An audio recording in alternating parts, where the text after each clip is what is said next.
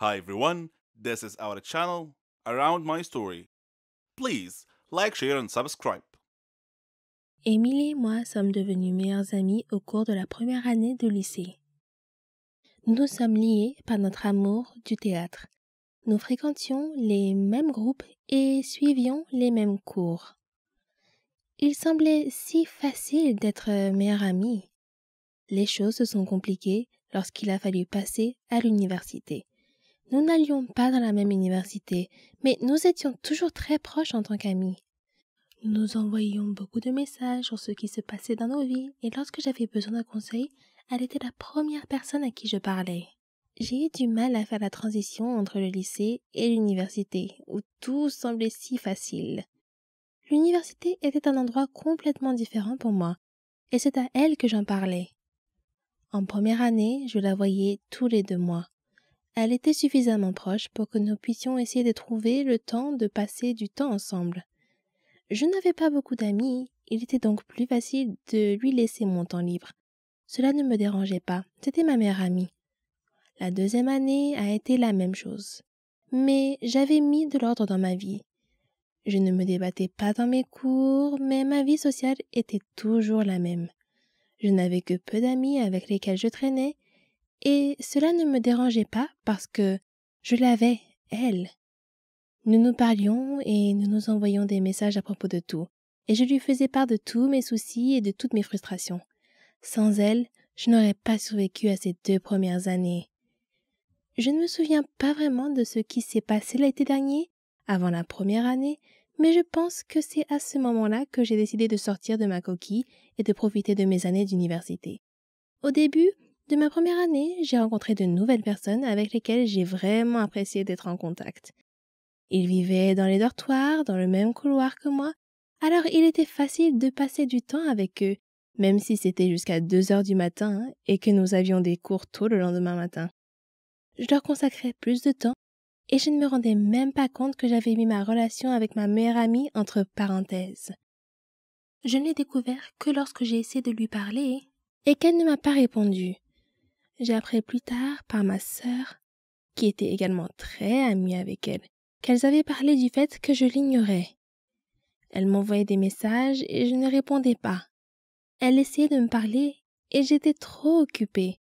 Je ne me souvenais pas avoir fait tout cela. Je pensais que j'étais assez constante et que je répondais toujours. Je m'étais attachée à mes nouveaux amis.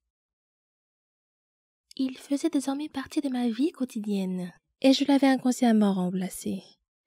Les 2 derniers mois de notre amitié, j'avais essayé de lui parler et d'arranger les choses, mais en vain. C'était la fin du semestre, nous étions toutes les 2 stressées par les examens et les problèmes familiaux et nous ne pouvions pas vraiment parler. Nous avons finalement parlé pendant les vacances d'hiver. Je n'avais aucune excuse pour ce que j'avais fait et lorsqu'elle m'a appelée, je lui ai dit que je ne voulais jamais la perdre. Notre amitié a pris fin ce jour-là. Je me suis assise dans ma chambre et j'ai pleuré pendant un moment pensant à la personne formidable que j'avais perdue. Je me sentais coupable de ce que j'avais fait. J'étais passée à autre chose sans jamais le lui dire et c'est là que j'ai fait une erreur. Plus tard dans la nuit, j'ai pris la décision de ne plus prendre mes amitiés à la légère, même si elles étaient à distance. Elle était une partie très importante de ma vie et je regrette de l'avoir laissée partir. J'espère qu'un jour j'aurai le courage de lui dire à quel point elle était importante pour moi. Elle a tant fait pour moi, même s'il s'agissait d'un simple message pour savoir comment j'allais. Je garde l'espoir qu'un jour nous pourrons redevenir amis. Mais ce n'est pas tout. Émilie écoutait un groupe de filles et au lieu d'essayer de me ramener à la raison, elle a laissé quelqu'un me la voler. J'étais tellement prête à essayer d'arranger les choses, jusqu'à ce que j'entende sa version de l'histoire. Je tiens à lui dire un grand merci. Eh oui, j'ai été aigrie, très aigrie, quand j'ai découvert la vraie raison pour laquelle ma meilleure amie ne me parlait plus autant. J'étais en colère contre elle et je l'ai blâmée pour tout. Je l'ai blâmée pour les moments perdus avec elle, pour les souvenirs, et je regrettais tout. de l'argent à l'empreinte de vêtements, en passant par des choses simples comme aider à la maison, parce que tout cela n'était rien d'autre que du temps perdu. Je t'en veux, Émilie. Je veux qu'elle revienne. Je veux que ma meilleure amie revienne dans ma vie et qu'elle fasse des choses avec moi, comme des roulette-king, des voyages, des doubles rendez-vous, du shopping ensemble, des choses que les meilleures amies normales font. Mais je n'ai pas pu, parce qu'Émilie a choisi d'être avec d'autres amis. Je n'ai pas besoin d'elle. Elle a choisi de me quitter. Elle a choisi de ne plus être mon amie après que cette autre fille ait décidé de parler et de raconter des petits mensonges. Émilie a mis fin à notre amitié. L'autre fille n'y a joué qu'un rôle. Mais Émilie l'a accueillie et je dois la remercier pour cela. C'est cruel de faire cela à un être humain. Les êtres humains doivent se sentir désirés, ce qui n'est pas le cas. Quant à la fille qui m'a volé ma meilleure amie, assure-toi d'être là pour elle lorsqu'elle et son petit ami traversent une période difficile. Assure-toi d'être là pour lui parler lorsqu'elle a des doutes sur l'université ou que sa famille la harcèle. Assure-toi d'être là pour ses séances de rollicking, ses virées shopping ou tout simplement ses soirées cinéma. Prends-la dans tes bras lorsqu'elle pleure devant La Belle et la Bête. Sois la meilleure personne possible pour elle. Je sais qu'elle en a besoin plus que jamais, parce que c'est ce qu'elle mérite. Je ne pense vraiment pas que je m'en remettrai un jour. Elle m'a quittée pour une raison stupide, pour quelque chose que tu as causé. Mais ce n'est pas grave, on vit et on apprend. Quelqu'un a dit un jour, certaines personnes nous quittent, mais ce n'est pas la fin de ton histoire. C'est la fin de leur rôle dans ton histoire. Je chérirai toujours notre amitié. Même si les choses n'étaient pas censées se passer ainsi, votre meilleure amie l'est pour une raison. Et cela ne devrait pas se terminer de la même manière que pour moi. Souvenez-vous de tous les moments que vous avez vécus, parce qu'un jour, vous ne serez peut-être plus les mêmes ou vous passerez à autre chose. Bonjour, je m'appelle Brenda, et voici comment je me suis ridiculisée à l'âge de 14 ans. Avant de vous raconter mon histoire, permettez-moi de souligner quelques points. Tous les adolescents éprouvent parfois un peu d'anxiété. Il s'agit en fait d'une réaction normale au stress et cela les aide parfois à faire face à des situations accablantes.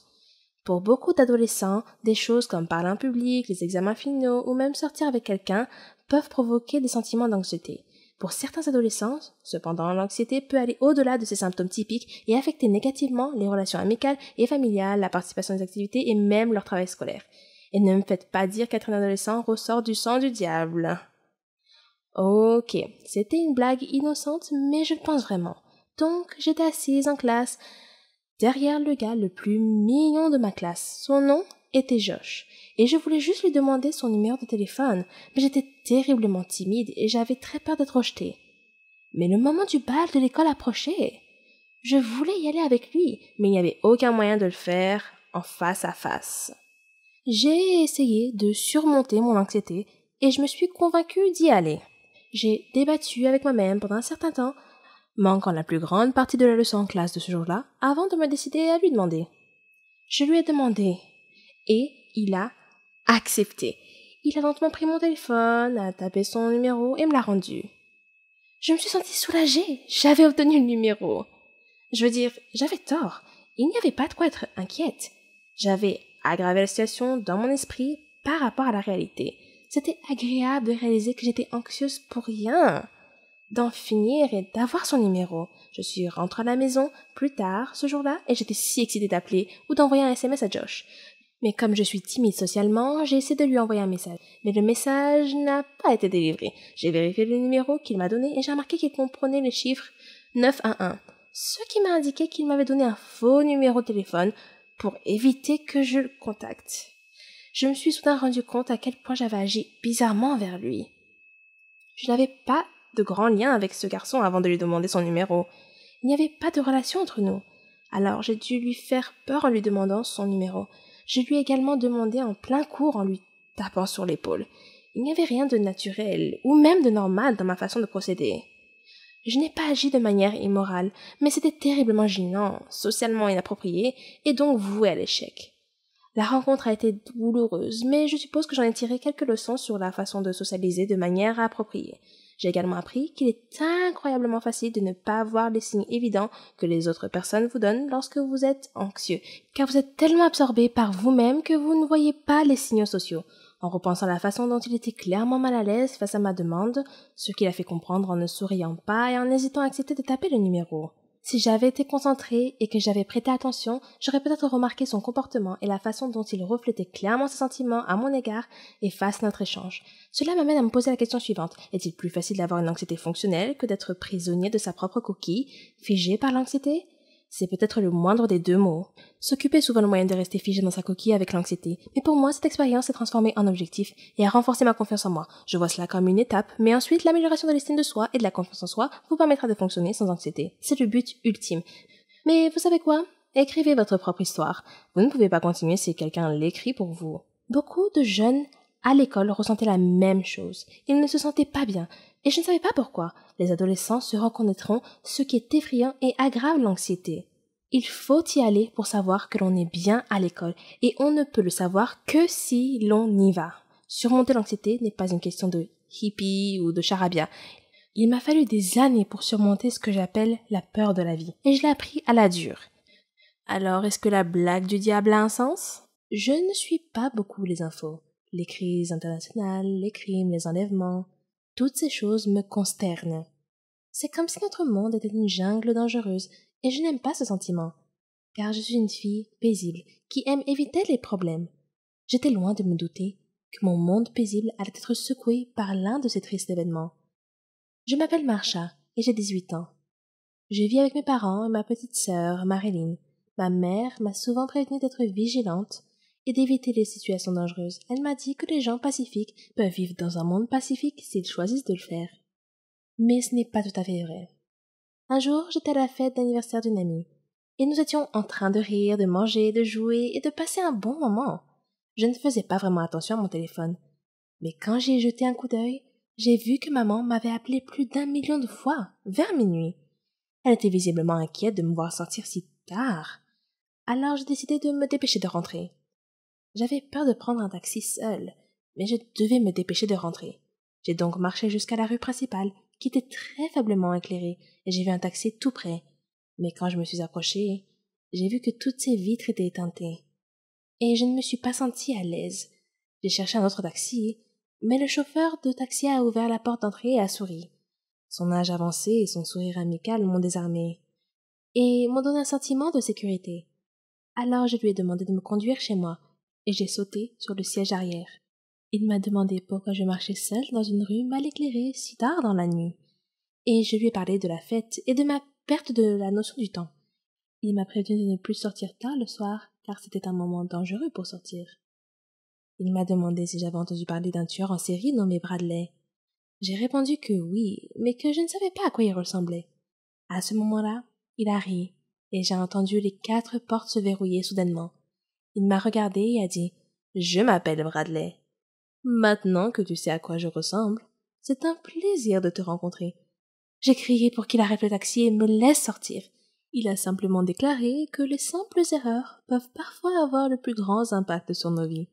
Il s'est vanté que je serais un ajout parfait pour compléter sa collection de crânes. Dans la panique, j'ai attrapé sa ceinture de sécurité et j'ai commencé à l'étrangler avec. J'ai exigé qu'il arrête la voiture, mais il a refusé. J'ai commencé à l'étrangler de plus en plus fort jusqu'à ce qu'il finisse par perdre le contrôle de la voiture. La voiture a quitté la route, a fait plusieurs tonneaux et s'est retrouvée à l'envers. Heureusement, j'étais encore consciente et ai pu sortir de la voiture renversée. Il a essayé de m'attraper pendant que je rampais, mais j'ai réussi à lui échapper. J'ai couru jusqu'à la route principale et j'ai fait signe à une voiture dans laquelle se trouvait une famille. Une fois arrivée à la maison, j'ai raconté mon horrible expérience à maman, qui m'a emmenée au poste de police. Après avoir écouté mon histoire et ma description du type, la police a promis d'enquêter et d'attraper le criminel dès que possible. Cette expérience m'a marquée à vie, mais je sais maintenant que je dois être forte si je veux continuer à vivre. Quelques jours plus tard, j'ai reçu un message d'un expéditeur anonyme qui disait « Sois prête pour la prochaine balade. Ce n'est pas la dernière fois que l'on se voit. »